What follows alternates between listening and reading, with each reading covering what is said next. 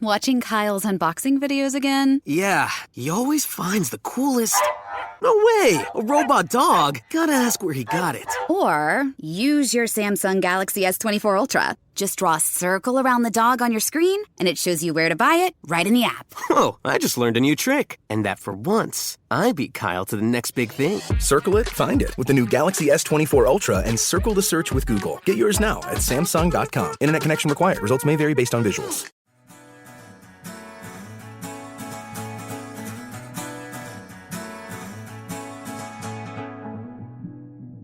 Forgiveness is not a feeling, it is a choice.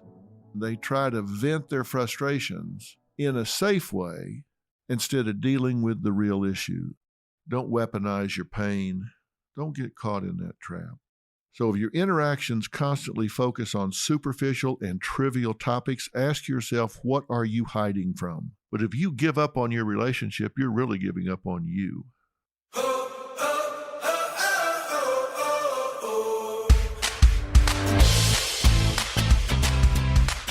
It's Dr. Phil. Welcome back to Fill in the Blanks. We're in the middle of our relationship reality check. You guys know that I've subtitled this, How Much Fun Are You to Live With? Think about that question. How much fun are you to live with? Life's not always about yucking it up, and fun's not always about laughing and playing games and being on vacation. When I say fun, that can also mean, how peaceful are you to be with? How easy are you to be around? How safe does someone feel around you emotionally? So when I'm talking about how much fun are you to live with, I mean mentally, emotionally, physically, just in every possible way, how much fun are you to live with? Last time we were talking about what I call your bad spirit, that part of you that gets in the way of somebody feeling all of those things I just described. There's a few more sides of this bad spirit that I want to talk about, and then I'm going to change the subject to something really timely. We're going to get to all of that in less than a minute.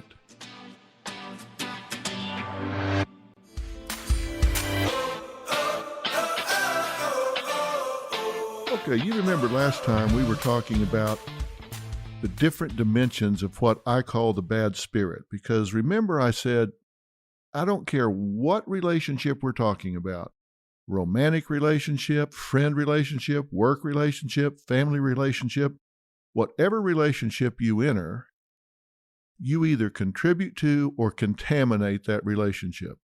And you might contribute to one, get up and walk into the next room and contaminate that one. So you're not always a contributor or always a contaminator. It's situation specific. I've said that I'm going to focus on your significant other relationship here as our working example, but I want you to be able to generalize these conversations, these exchanges that we're having to all of your relationships and not just your romantic or significant other relationships. So let me review what I talked about in terms of the elements of the bad spirit. I said, number one, if you're a scorekeeper, that's really hurtful to your relationship. If you're somebody that is tit for tat, you're somebody that says, okay, if I got 30 minutes of free time, then you're going to want 30 minutes of free time. So if I got some time off from the kids, then you're going to want time off from the kids. That's a scorekeeper. Number two, you're a fault finder. You're one of those people that looks for the negatives in someone else, and you use a lot of shoulds and musts and always and nevers. I'm not going to repeat everything. You can go back and listen to the last episode. Number three, you think it's your way or the highway. You're rigid. You're a right fighter. You got all the answers, so why would anybody consider anything else? Number four, you turn into an attack dog. Anytime someone wants to disagree with you, they're going to be hell to pay because you're going to chew them up alive. Number five, you're a passive warmonger. If you're an attack dog, they can at least hear you growling and see you coming. But if you're a passive warmonger, that's like the passive-aggressive personality. You're going to get them, but you're going to sneak up on them. You're going to be insidious. You're going to sabotage, but you don't have the guts to face them straight up. And that's a whole different ballgame. Now, the next one I want to talk about might be one of the most important things we talk about during this whole series, even though it doesn't seem like it at first, and it's what I call you resort to smoke and mirrors. What do I mean by that? I use the term smoke and mirrors kind of in jest because that's what magicians do, right? They misdirect your attention with smoke and mirrors. They get you to look over here while they're doing something over there. They misdirect. They give a puff of smoke, and behind the smoke, they do something that they don't want you to see. It's all about misdirection. If your bad spirit is running your relationship, then you're someone that is subject to misdirecting your partner's attention, misdirecting your partner's understanding about what's going on in a relationship. And I'll tell you how you know if you do this or not. Ask yourself this question. Do you talk about topics rather than issues in your relationship? And to answer that question realistically, you have to understand the difference between a topic and an issue. Most people, if they have a disagreement, they disagree about topics. They disagree about topics. Topics are things that pop up every day. You know, a husband can come home and come in and he's irritated. Who left the tricycle in the driveway? Okay, you can talk about that. That's the topic. What would be the issue that makes him irritable about who left the tricycle in the driveway instead of just simply putting the car in park, getting out and moving the tricycle? Maybe he's got a chip on his shoulder. Maybe he's resentful because he has an issue with a lack of sexual intimacy in the relationship. So why would he talk about the topic of the tricycle and not the real issue of the lack of sexual intimacy? Well, I can tell you because the tricycle is safe. He has nothing at stake when he's talking about the tricycle. If he wins that argument, great. If he loses that argument, so what? He didn't have much invested in it one way or the other, so he just gets to vent his frustrations. On the other hand, if he goes to you and says, I am really hurt by the fact that you seem to no longer be attracted to me, you don't find me sexually relevant, you have no desire to be intimate with me, and you say, yeah, that's right.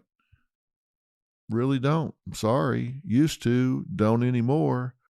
Wow. That can really be hurtful. Now there's a lot at stake. And sometimes people just don't have the courage to deal with the true underlying issues. So they nibble at the edges. They try to attack their partner. They try to get even. They try to vent their frustrations in a safe way instead of dealing with the real issue. So they'll choose a safe topic, but they never get any real resolution because the issue never gets addressed. So here's how to know if you're dealing superficially in your relationship instead of dealing at the issue level. One is you just keep coming back to the same problem. If your problem is a lack of intimacy, if your problem is that she seems to be too focused on her mother and father instead of you, if the issue is she seems to want to spend more time with the children than she does with you, but that just doesn't ever seem to change, well, maybe it's because you've never really dealt with it straight on and expressed your concerns. So if the issue just keeps popping up over and over and over again in your mind and heart and doesn't get resolved in the relationship, it may be because you've never really dealt with it. You've nibbled around the edges, but you've never really gotten the courage to say, look, straight up, here's the issue. So if your interactions constantly focus on superficial and trivial topics, ask yourself, what are you hiding from? What are you afraid to give a voice? If your interactions begin to approach the real issue, but then they get disrupted by anger or abrupt changes of subject, or you just say, never mind, and walk off, that's what we call approach avoidance conflict. You have this feeling of approaching, you're drawn to it, you approach it, but the closer you get, a feeling of avoidance kicks in. It's called approach avoidance conflict. You want to talk about it, but the closer you get to doing it, the steeper that hill gets. It's like you're walking up a hill, and when you're a mile away, it's just barely uphill. When you're half a mile away, it's a little steeper. When you're a block away, it's like you're almost going vertical, because the closer you get, the harder it is to get right to it until you just slide back down that hill because you just can't make yourself do it. That's called the approach avoidance conflict. The closer you get, the steeper that hill is to climb. If you find yourself talking passionately about the problems of other people that mirror what is really bothering you, but your partner says, the way you're talking about that, it seems to me like you take that awfully personally. Are you really concerned about that happening in their relationship, or are you concerned about that happening in our relationship? And if you bail and say, oh, no, I'm talking about them, that approach avoidance conflict is kicked in and you don't have the guts to deal with it. That's kind of like going to a psychiatrist or psychologist and saying, hey, can you answer a question for me about my friend? My friend is depressed. My friend is anxious. My friend has a problem, because you don't want to admit that it's you. By the way, we never believe you when you say that. We always immediately assume it's you. So even if you are asking for a friend, we don't believe you. If you tend to talk passionately about a problem that another couple is having, but you deny that it's relevant to you, then that's smoke and mirrors. You get very defensive if your partner asks you straight up, hey, is there something else bothering you? You're arguing about me leaving a tricycle in the driveway, but it seems to me like you're really upset about that to a level that is disproportionate to the transgression. So is it really the tricycle, or is there something else? And you get really defensive, chances are you're running from the issue. So you have to ask yourself, because if you are ducking the issue in favor of the topic, you're cheating both yourself and your partner. You're cheating yourself because 50% of the solution to any problem lies in defining it, getting it on the table and dealing with it, and you're cheating your partner because they don't have a chance to help you with the issue. They don't have a chance to say, well, okay, I didn't know that was a problem, but now that I do, I can do something about it. Or they might say, yeah, I get that that's a problem. Let me tell you why. You say you're upset because I don't seem like I want to be intimate with you. You're quite right. I don't. Let me tell you why. Maybe it's because you smell like a goat. You don't come to bed in an attractive way. Take a shower. Or maybe it's because you can't be rude to me all day long, and then when you flip the lights off, all of a sudden, I'm supposed to melt in your arms. I can't make that switch when you flip the lights.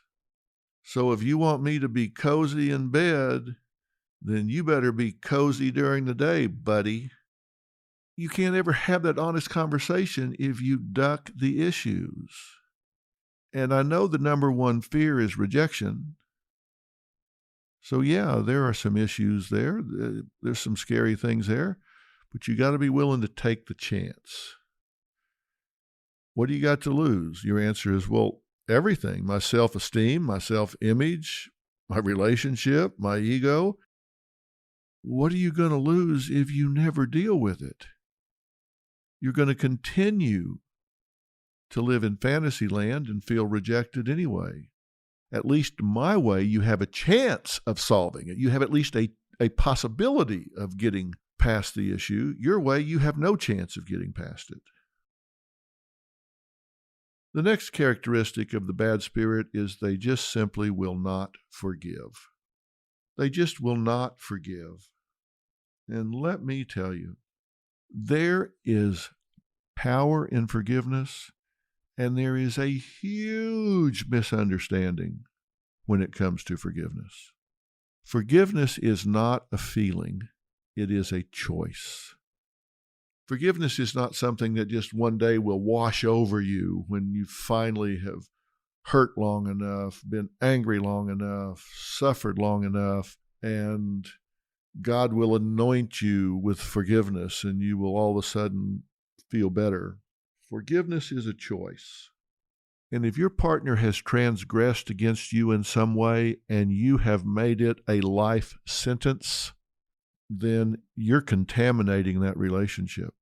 You might as well hit the eject button for one or both of you because you are on the Titanic. It's going down. Look, partnerships are ships and ships go down. And you're going to knock a hole in yours if you carry anger, bitterness, hatred towards your partner about something they've done. If you cannot forgive them, if you will not forgive them, if that's the truth, if that's the reality, then you need to set yourself free and move on. You need to set them free and move on. And I hope that's not the choice that you make, because you do have the power to forgive, and there is power in forgiveness. I said that this is one of the most misunderstood concepts that I've run across in human functioning. And let me tell you what I mean by that. People have the misapprehension that if someone transgresses against them or some loved one, and they forgive them, that somehow or another that says, okay, I've accepted this. I've said that was okay. I've said that I was angry at them for a year, so they served a year in the crosshairs of my anger, bitterness, and resentment. So the penalty for that from me was 1 year. You did what you did and you paid the price for a year. And I just can't do that, because what they did was more than 1 year. They need to pay more than that. It was worse than that. And if I forgive them at the end of a year, then I'm letting them off. Well, that's just not right. What you're doing is letting yourself off. Forgiveness is a choice. And I have forgiven people in my life that never knew I forgave them. They never knew that I considered the fact that they transgressed against me. I have forgiven people that had not one clue that they had done anything that I considered an offense. And you say, well, what's the point? Why forgive them if they don't even know it? Because it's not about them. I didn't forgive them for them. I didn't give them the gift of forgiveness. I gave myself the gift of forgiveness. Because I know as long as I have anger and bitterness and hatred in my heart towards another, then I am locked in a bond with that person forevermore. They control me. I'm locked up in a bond with them. Anger is a very pervasive emotion. It's kind of like a skunk. I'm recording this podcast from my home today instead of the podcast studio. And I'm down in one end of the house in my study, and the kitchen's on the far end of the house. If a skunk sprayed in the kitchen right now, I guarantee you You would smell it in every room of this house. Why? Because it is such a pervasive odor. It just permeates everything.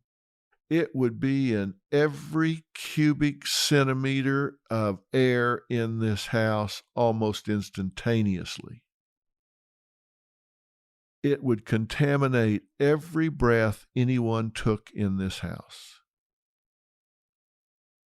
That's how anger is.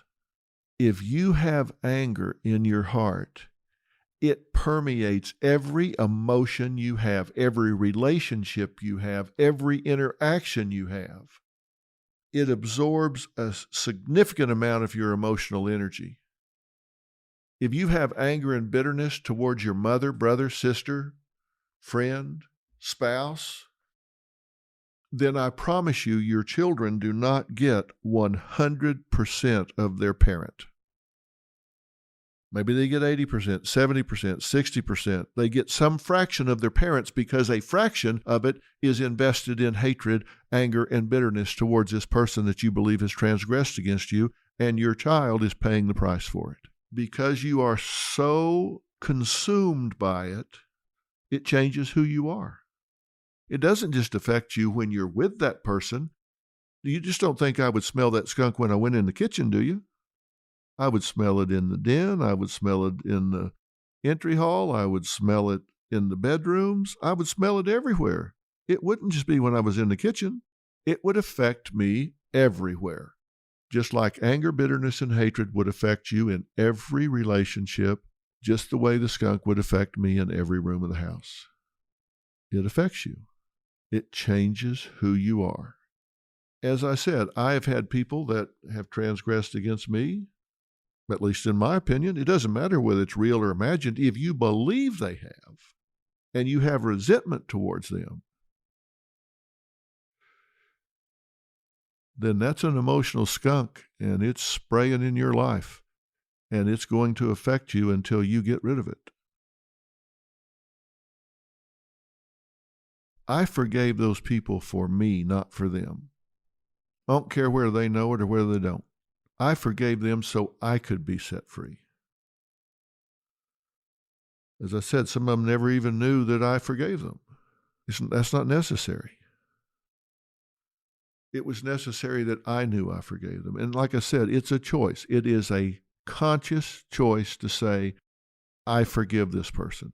And I have to tell myself that doesn't mean what they did was okay. What they did might have been horrendous, terrible, horrible, mean, ugly, two-faced, backstabbing. And me forgiving them doesn't mean that that behavior is okay. I can forgive them. That doesn't mean I will forget. I may never forget what they did. I will learn a lesson from it, and I may never deal with that person again. But I can forgive them because I'm not willing to let them dominate my life. You need to make a list of those people in your life that you feel have transgressed against you or those you love. Who is on your list that you are angry at, have resentment for, hatred for? Because carrying a grudge is like letting somebody live in your brain rent-free. That's not okay. You're letting them live in your head rent-free. Don't let them occupy space in your brain. Get it out of there. Get it out of there. Set yourself free. If they need to pay a price, let God do that judgment. That's not your job. Your job is not to judge them. If they've broken a law, let the law deal with them. Just because you forgive them doesn't mean they are not accountable to the laws of man, and they're not going to face judgment in the eyes of God. But that's not your job. And here are some real easy ways to determine whether or not this infiltrates your life. Just as I've said, you are consumed with anger. And if it's at your partner, it means you are hair-triggered. There's something that they've done that you are resentful of, you're angry about, and so you are hair-triggered. I mean, anything they do, you just blow up and explode. If you find yourself so bitter that you take a pessimistic view of life in general, it's usually because you are wounded and you have not forgiven those that hurt you.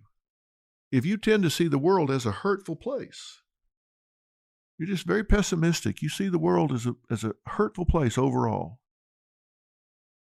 Then you probably have stacked up resentment and hatred.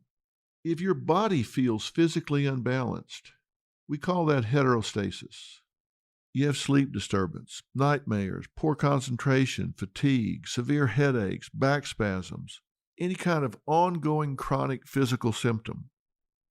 You dearly need to ask yourself, am I carrying bitterness and hatred in my life? If you can't read a book or watch a television show or a movie without finding something in it that reminds you of your resentment, every time you watch something, you go, oh yeah, yeah, I see that, yeah, heard that. It's like your psychological skin has been burned, and anybody that even comes up and pats you on the back creates pain. You see a reminder of it in everything you read, watch, hear, do. Something brings you back to that, then you are consumed. That's what you have to watch for. If you tend to interpret statements and actions of your partner, first in a negative way, a critical way, why? Well, it's because you have a chip on your shoulder. If you tend to say, well, I'm not forgiving them because they just don't seem like they care. They don't seem like they're sorry. They don't need to be sorry for you to forgive them. They may never be sorry. They may be such a knothead, they don't get what they did. They don't get the gravity of how they hurt you. They don't need to get it for you to forgive them because it's not about them. It's about you. If you're telling yourself you're not going to forgive them yet because they haven't paid enough, they haven't got enough penance, they haven't groveled enough, well, you're just keeping yourself locked up, not them. And if you don't forgive because you want to use guilt as a hammer, as a lever to beat them over the head with, and you don't want to give up that weapon, then you've held on to that bitterness way too long. It's started to become a weapon for you.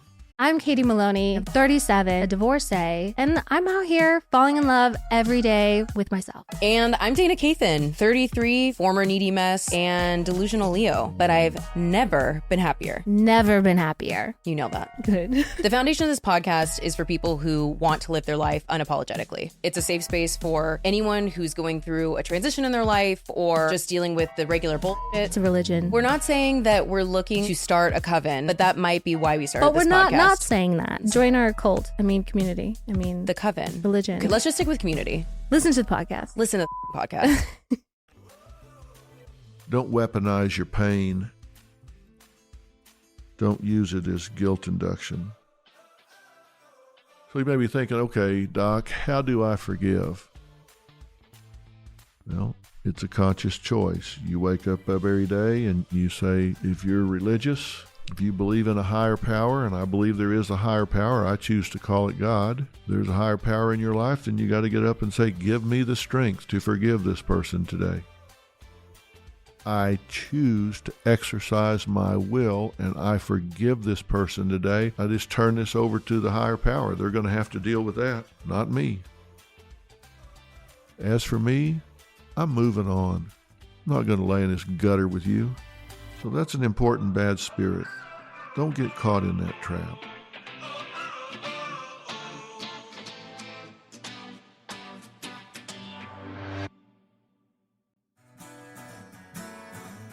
You know, the last two elements of a bad spirit to round out my top 10, I'm going to kind of talk about together, and that is you've either gotten too comfortable or you've just given up. You know, sometimes we just get comfortable in our relationships and we just kind of quit working on them. Remember I told you way back, I think it was in the first episode of this we did, I said a relationship is like a garden. You just go out in the middle of a field and you take a hoe and you chop all the weeds back and you kind of scrape up the ground there and get you a pretty good little patch of dirt and you plant some vegetables there and you water it and you tend that garden. It can really flourish. But you're going to have to tend it. You're going to have to keep the weeds back. You're going to have to keep watering it. If you neglect it and you come back and you haven't watered it or weeded it for a month or two, you won't even be able to find it. It'll just be swallowed back up into the landscape. It'll just be swallowed back up into the hillside. Same thing with your relationship. You carve this out special. And if you don't continue to tend it, it won't be special anymore. It'll just be another part of your life. So don't get too comfortable. And if you've given up, if you've convinced yourself there is nothing I can do to change this relationship, what you're really saying is there's nothing I can do to change me. Because that's all you can ever change in a relationship is you. If you give up on a relationship, you are giving up on you. Because I've said from the beginning that you are the only person in this relationship you can influence, the only person in this relationship you can change. You can inspire your partner. Hopefully they'll want to follow you to a happier place, a better mood, a better vibe, a better way of being in this world. But if you give up on your relationship, you're really giving up on you. So if you've just surrendered to the reality of just going through the motions of a bad or mediocre relationship, you've given up on yourself. If you say, what's the use? It's never going to change. You need to take it out of there and put in I. What's the use? I will never change. There is no it. There's only I. If you no longer even bother to protest, if you're attacked or abused by your partner, you've given up on you. If you think it's pointless to try to change because it will only make the other party get angry, then you've given up on you. Look, there's just no place to give up. So remember I said, in every relationship, you either contribute to it by what you bring with you, the thoughts, beliefs, history, and feelings that you bring with you when you walk into that relationship. Those things are either positive and they contribute to the relationship, or they're negative and you contaminate that relationship. So the question is, are you a contributor or are you a contaminator? Do you have a positive outlook, a positive energy? Are you living in the here and now? Or are you dragging the past into your relationship? Things that have happened in the past. Because let me tell you, if you live your life looking over your shoulder, then your past becomes your future. Don't go through life looking over your shoulder. Your past then becomes your future because that's all you ever look at. There comes a point where you have to say, I'm hitting the reset button, I'm starting over right here. Now, I'm not telling you to forget. If you're in a relationship with somebody and they've cheated on you 4 times in the last year, forgive them. But don't be stupid. The best predictor of future behavior is relevant past behavior. If they've cheated on you 4 times this year, they're probably going to cheat on you 4 times or more next year. Get out. Hit the bricks. Go away. Forgive them so you don't spend the rest of your life being bitter about it, but that doesn't mean you got to be stupid. Get out.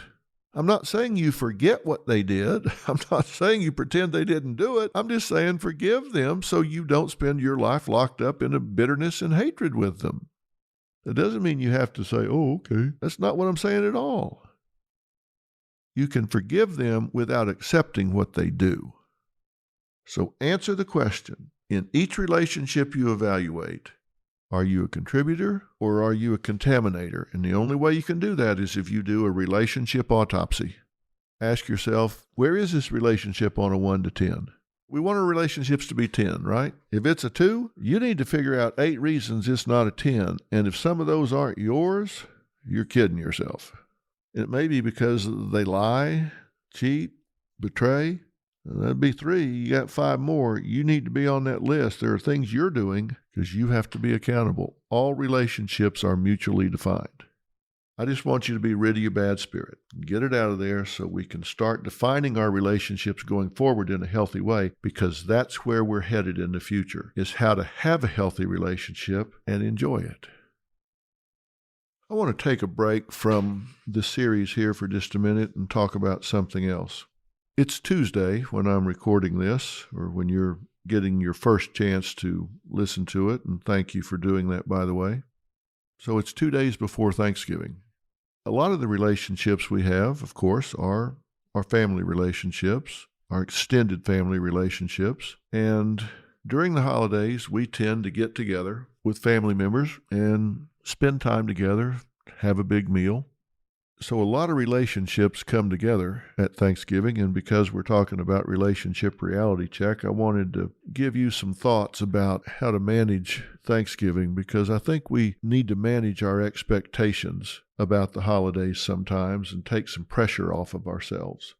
So I want to give you a little advice that you didn't ask for about the holidays. Number one, I think it's really important to manage your expectations about the holidays, because sometimes we get a little starry-eyed and we get really high expectations about how wonderful everything's going to be and set ourselves up for disappointment.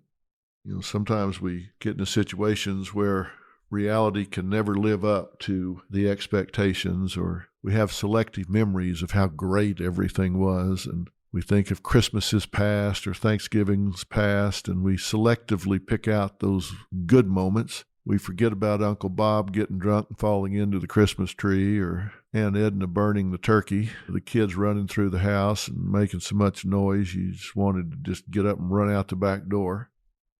My dad always said that the holidays were a time where people that didn't know each other that well traveled a long way to spend too much time in too small a space. I guess you could tell he was a bit of a cynic about the holidays. He actually enjoyed them. But let's talk about the expectations for a minute.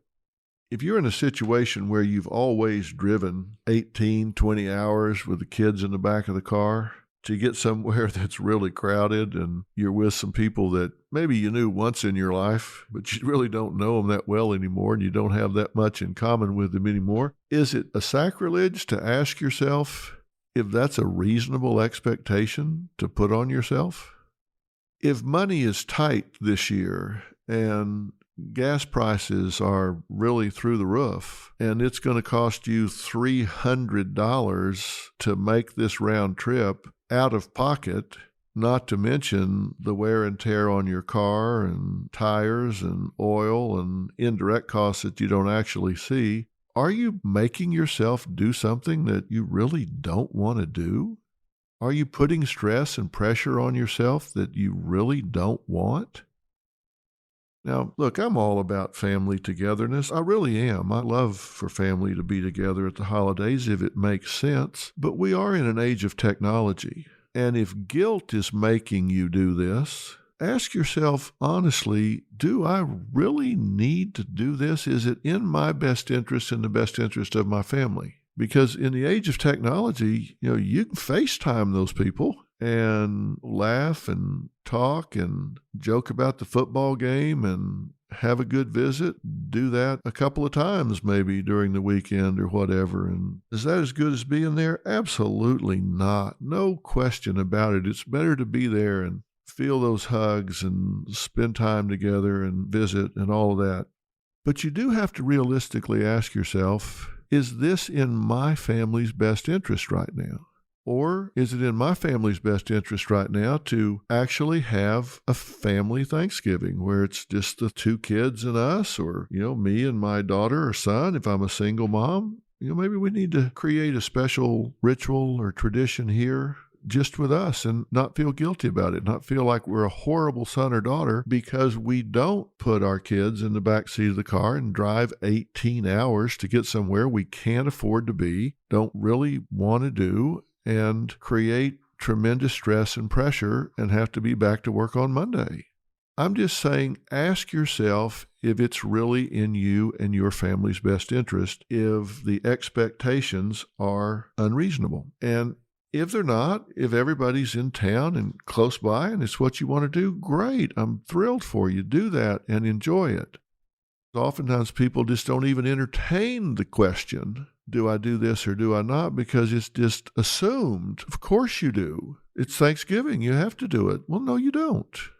And maybe you can see them over the summer or at another time and use technology and FaceTime, as I said, something like that. I just wanted to raise that and tell you that it doesn't make you a horrible person if you make the decision that financially it doesn't make sense and lifestyle-wise it doesn't make sense right now. It doesn't mean you're a horrible son or daughter or aunt or uncle, whatever, and if they guilt-induce you, they'll get over it. Now let's move to the next phase, and let's say whether they're local or you do make the trip or whatever, and you get there. Every family has issues. You probably have issues with somebody in your family, some frustration, some problem. Make a decision before you go that you have the right to pick your battles and your battlefields, and you have the right to pick when you're going to fight those battles. You remember we talked about that. And just make a decision that Thanksgiving around the dinner table or in the kitchen when everybody's together, maybe for the one time a year that everybody gets together, that's just not the battlefield that you want to fight on. Resolve before you go that, yes, there are some issues here. We're just simply not going to solve them at Thanksgiving. We can all get on the phone later, or I can contact this person individually or whatever, but Thanksgiving is just not for problem solving. I hate to be cliche, but Thanksgiving is for giving thanks. You don't have to use this time to clear up all the resentments, problems, and agendas. Now, why am I bringing this up? I'm bringing it up because I think you need to make some decisions going in, and one of them needs to be that you're just simply not going to talk about politics, and you're not going to talk about existing problems. If you decide that you're not going to talk about politics, then people may be upset with you because they want to vent and talk about politics. And if they do, just excuse yourself. Just say, oh, great, y'all are going to talk about politics? I'm going to take the kids out back and swing. Or I'm going to walk the dog to Cleveland. Anything. But you're going to have a more peaceful time, and you're going to have less conflict if you make that decision going in. So if you do go and you decide I'm not going to solve problems, and I'm not going to talk politics, so what are you going to do? Well, there's something called reflexive biting. And let me, by analogy, talk about animal psychology for a minute. And you're probably thinking, my God, where's he going now? Well, in animal psychology, we have a lot of things that we've really learned about human functioning because we've studied it in animals and then set it up to see if this holds for humans, and it does.